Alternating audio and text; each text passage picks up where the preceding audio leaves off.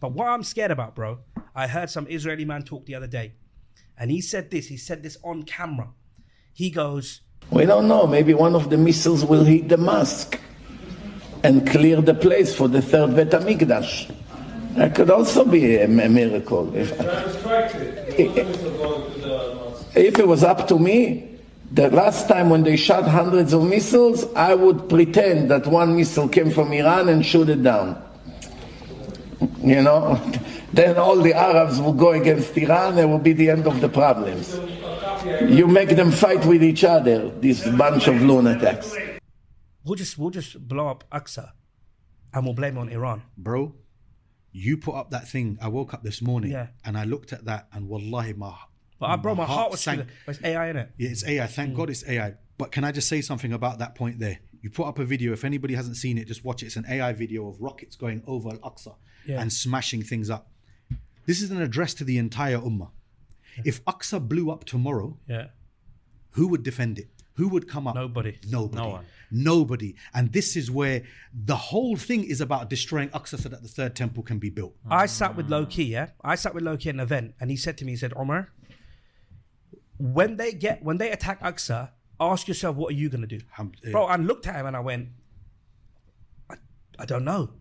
It really brings things back to home. What are we going to do? And so just to implore the viewers that when you're making dua this Ramadan, also make dua for your brothers and sisters who are in Jerusalem. Because Tel Aviv is being smashed, yes, but Jerusalem is also being attacked. I've been on the phone every day to friends of mine who are in Jerusalem, say, Khalid, look, and the bombs are going across and I can hear them and they're worried. These people are murabitin. These people are the ones who defend Al-Aqsa Mosque. It's their obligation to defend it. They're carrying the weight of the ummah on their backs. And we have to start recognizing that. If this was done to Al-Kaaba, people would be up in arms. But no one has that jazba, no one has that fervor when it comes to Al-Aqsa, and we need to have it.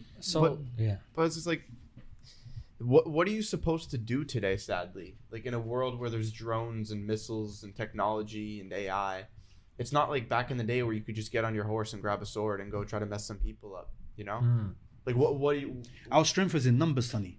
Our strength is in numbers. Asrar Rashid said it once. He goes, if you just open the borders and let 3 million Muslims walk onto Al-Aqsa, what are you going to do? People can't do it. You can't do anything. And you bomb that many people at one hit, it's going to... And if you combine that with the fear of, with the reality of you're not supposed to fear death.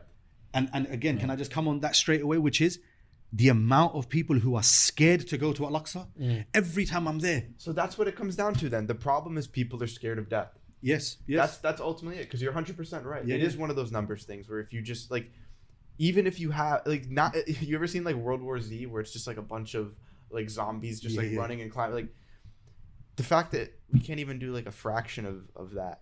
You know, the thing is, if I can quickly say, Sonny, the thing is, my bro, is the leaders of this ummah are cowards. No, I know that. Yeah? You don't get and it, if you think about Pakistan itself could destroy Israel. Yeah. Just Pakistani army, because they're one of the most formidable armies in the world. They're nuclear power, but they don't do nothing, my bro. Yeah. We're living with coward leaders. We're living with people. What's the normal man gonna do? Yeah. I remember I went to Jerusalem, right? And my older brother, he's had a really bad past, and he was warning me. He said, Omar, don't say anything to these people, bro. Because they will kill you and no one's going to do anything about it. Yeah.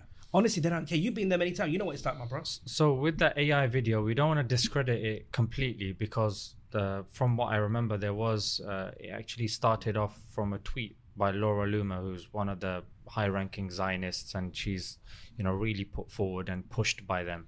And she said something along the lines of, I wouldn't put it past these jihadi guys to jihadi Iranians to blow up Aqsa and blame us. That's what I said, though, innit? That's what the rabbi said, that, bruv. Oh, so she's already hinting at it. Yeah, no, so but the rabbi said it, bruv.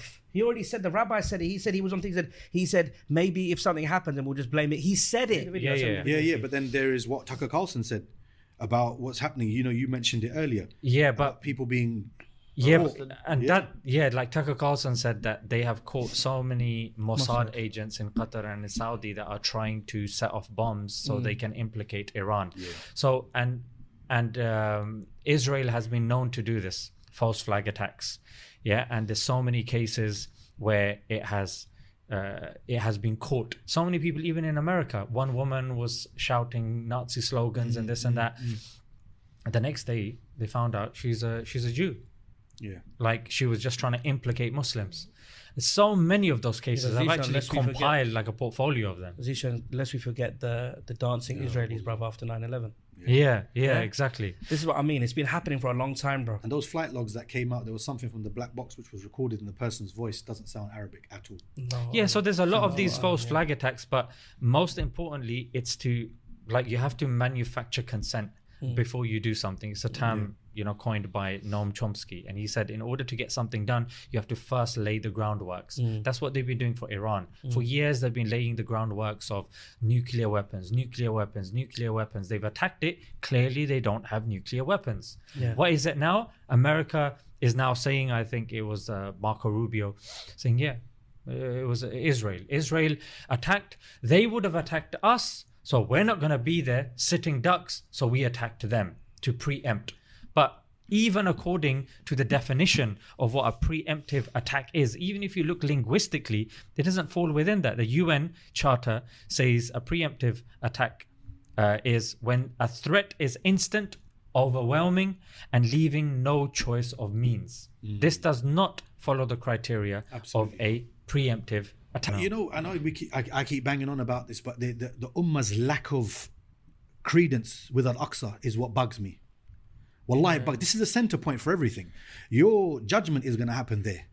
The strongest hadith is that your judgment is going to happen there, on that land there. This is Abwab al-Sama, is the doorway to the heavens. And we have there's no connection with Al-Aqsa. You mentioned Third Temple, which is very, very, I don't think viewers understand how significant that is. Yeah, the Third Temple. And that for them is very significant. And that has to be built. In fact, if you go to Aqsa, you will actually see on the tours, they show you that they are working and weakening the foundations, and they've already started building. The utensils for the temple have already been made using the specific guidelines of how it needs to be made. The menorah is made. It's there. You can go and see it. The Messiah don't come back if that's not built. When Aqsa is destroyed, that temple will be built like that. Exactly. Everything's ready. Yeah, it's already made. You've got all the equipment. It's like getting something from IKEA, bro. The stuff's already there. My brother, do you remember when they did the attack on the Ibrahimi Masjid? Yeah. Remember what happened when that Jew went in and shot them people? They shut it down for 6 months. And what did they do when they opened it up? They had a synagogue built. That's right. They don't play games. They don't. Everything is done on purpose. Absolutely. Everything is done planned, pre-planned. And this is what I mean about Aqsa. This is when I saw that video, my bro. Like you, wallahi, I felt something in my heart. I was like, what?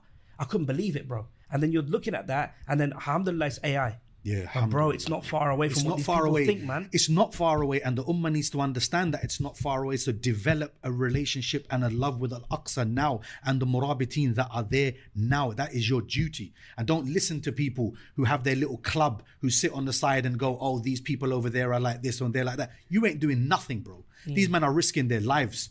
They're getting had up on a daily basis to defend that place, while you defend nothing. But some warped ideology. I'm sorry, and I'm sorry I'm getting passionate about this, but Al-Aqsa for me is everything.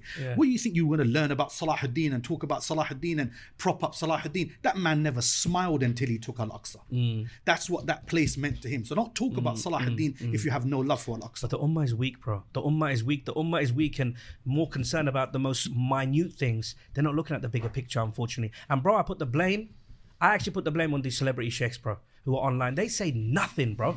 They don't ever speak up for the Ummah. All they do, little lovely little quote, let's have a little fancy little time, let's have a little good little quote. They never speak about what's happening, little things. They never unite the Ummah.